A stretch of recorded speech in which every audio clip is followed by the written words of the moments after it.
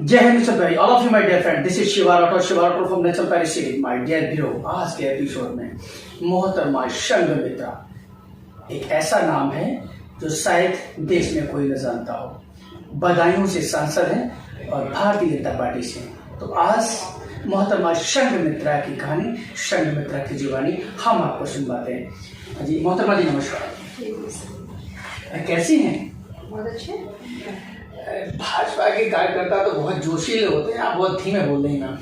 नहीं, बिल्कुल नहीं, मैं भी कार्य को जोश में करती हूँ। इस वक्त थोड़ा अस्वस्थ हूँ, इसलिए ऐसे आवाज लग रही होगी आपको। अदरवाइज मैं भी जोश में ही काम करती हूँ। सुबह से लगातार कई कार्यक्रमों को भी मैं कर चुकी हूँ।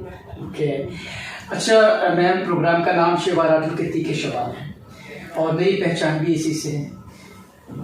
और मैं आगरा से स्पेशली आपके लिए आया हूँ, तो मैं पूछूंगा जरूर। अच्छा ये बताइए, तो आज की तारीख में देश में अग्निवीर को लेके जो आग लगी हुई है, आग बोले तो रेलें जलाई जा रही है, बसें जलाई जा रही है, मोटरसाइकिल स्कूटर जलाई जा रहे हैं, करोड़ों मतलब अरबों रुपए की संपत्ति, 700 करोड़ की अकेले बिहार में संपत्ति स्वाह हो गई। भारत सरकार ने जो स्कीम लागू की, ऐसा नहीं लग रहा है कि उसमें कुछ जल्दबाजी कर दी? बताएं। देखिए, कोई भी स्कीम जल्दबाजी में नहीं आती है। निश्चित तौर पर इस देश के यशस्वी प्रधानमंत्री आदरणीय नरेंद्र मोदी जी दूरदर्शी सोच के हैं और कहीं न कहीं उन्हें कुछ दूरदर्शिता दिखी होगी, लगी होगी, तभी वो माननीय रक्षा मंत्री जी से बात करके ये स्कीम लाई गई है।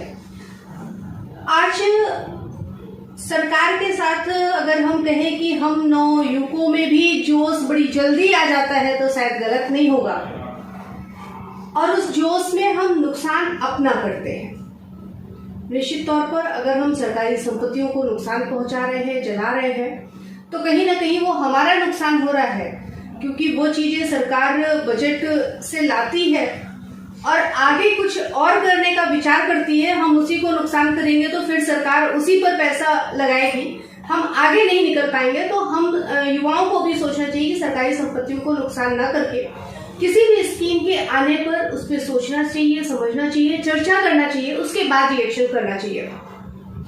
और मैं अग्निवीर को ये भी नहीं कहूंगी कि सरकार ने जल्दबाजी में करके किसी पर थोप दिया हो, क्योंकि ये एक तरह का हम ये भी कह सकते हैं कि एक कोर्स की तरह हम इसे कर सकते हैं। बहुत से ऐसे कोर्स होते हैं जो हम डिप्लोमा लेके बैठते हैं, डिग्री लेकर के बैठते हैं।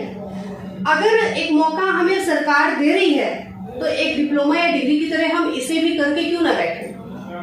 हर कोई चाहता है कि हमारे पास अच्छी अच्छी डिग्रियां हो। मैं खुद एक MBBS डॉक्टर हूँ और MBBS डॉक्टर के बाद में मैंने खुद LLB भी करना शुरू किया।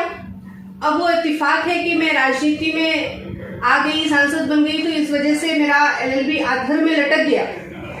लेकिन बहुत से ऐसे युवा हैं, बहुत से ऐसे नौजवान हैं जो आगे बढ़ रहे हैं और कई डिग्रियों के साथ में कि जब जहां मौका मिलेगा हम उस क्षेत्र में चले जाएंगे।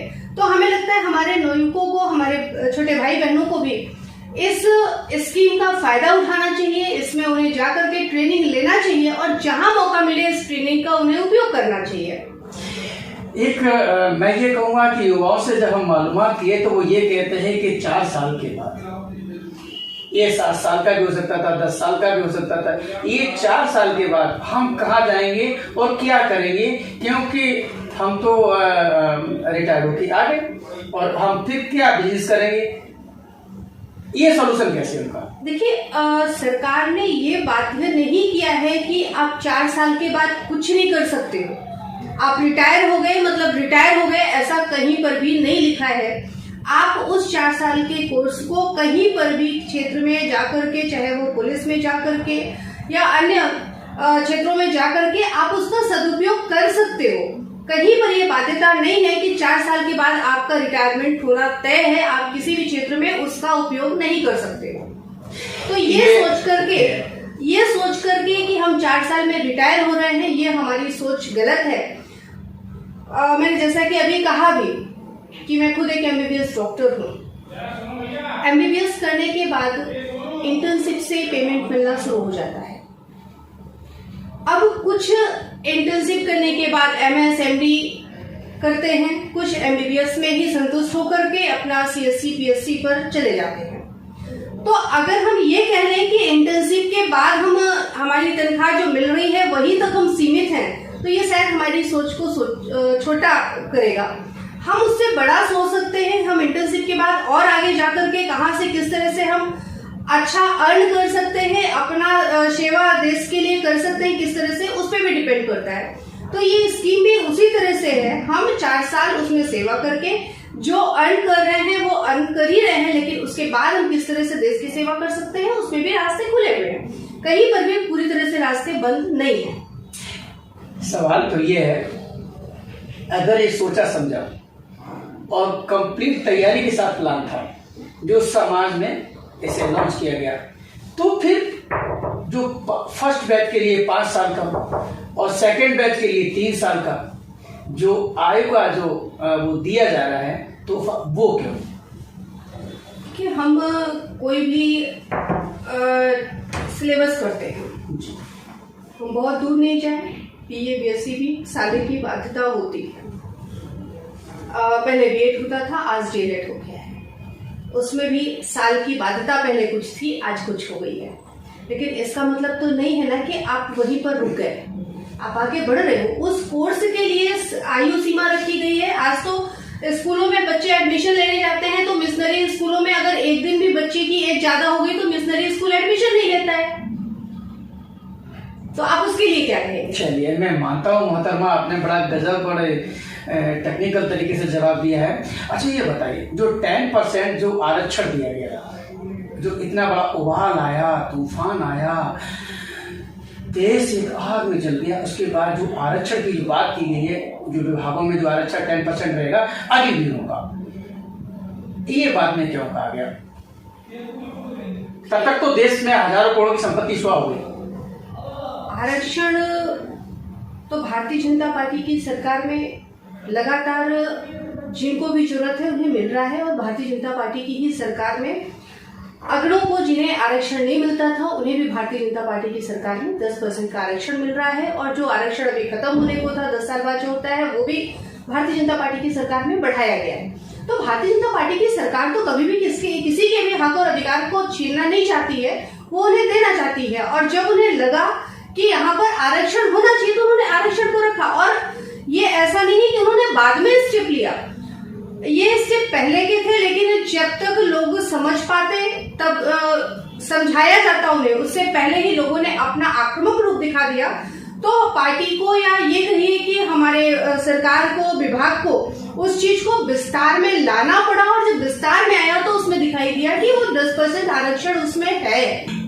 पहले वो चीज विस्तार में नहीं आई थी क्योंकि ये किसी को नहीं पता था कि इस तरह से हमारे युवा सड़क पर उतर आए। विधानसभा चुनाव के बाद विपक्ष मैं कहूँगा शांत सा हो गया था। ऐसा नहीं लग रहा कि सरकार ने विपक्ष को बैठे बिठाए एक नारियल हाथ में दे दिया, जंतर मंतर पे जाके वो बजा रहे।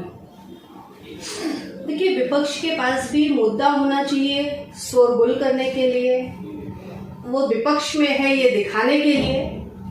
आज विपक्ष मुद्दा विहीन है, क्योंकि चाहे हमारी प्रदेश की सरकार हो या केंद्र की सरकार हो, वो हर किसी की चिंता कर रही है और हर किसी के हक अधिकार को दिलाने का काम कर रही है। तो विपक्ष के पास मुद्दा ही नहीं है जिसपे वो हा उल्ला करे और सरकार को घेरे। तो निश्चित तौर पर वो शांति से दिखाने के लिए कि हम भी विपक्ष में हैं, इसलिए वो जंतर मंतर पे जाके बैठ जाते हैं। अजी मोहतरमा, आपने बड़े, मैं तो ये कहूँगा कि विपक्ष तो ये कहता है कि महंगाई से, बेरोजगारी से ध्यान बांटने के लिए विपक्ष के पास तो बहुत कुछ था, लेकिन महंगाई और बेरोजगारी से ध्यान बांटने के लिए भारतीय जनता पार्टी कोई न कोई ऐसा नया सिफूगा छोड़ देती है जिससे कि लोगों का माइंड डाइवर्ट हो जाए। टर्म ही रखता हूं मोहतरमा। देखिए, विपक्ष जब मुद्दा विहीन होता है तो वो कोई ना कोई आरोप लगा ही देता है। कभी ये कह देता है कि इस राज्य का चुनाव आ रहा है इसलिए केंद्र सरकार ने ऐसा फैसला लिया, कभी उस राज्य में चुनाव आ रहा है इसलिए ये फैसला लिया। तो वो तो देखता है कहाँ पे समीकरण कैसे सेट हो रहा है और हम उसको जो है उड़ा दें, अफवाह फैला दें।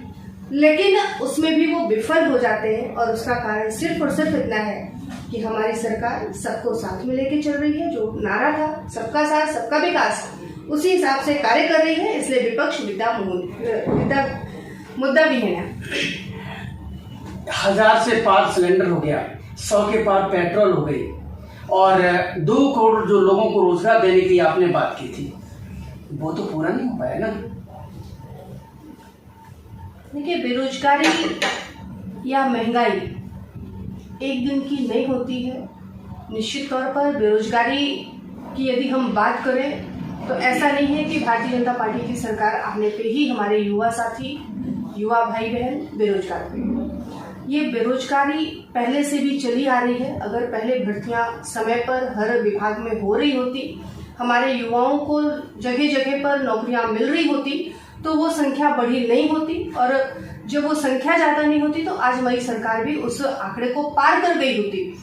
आज हम उस आंकड़े पर पहुंच पा रहे हैं जो पहले की सरकारों ने अधूरा छोड़ा था।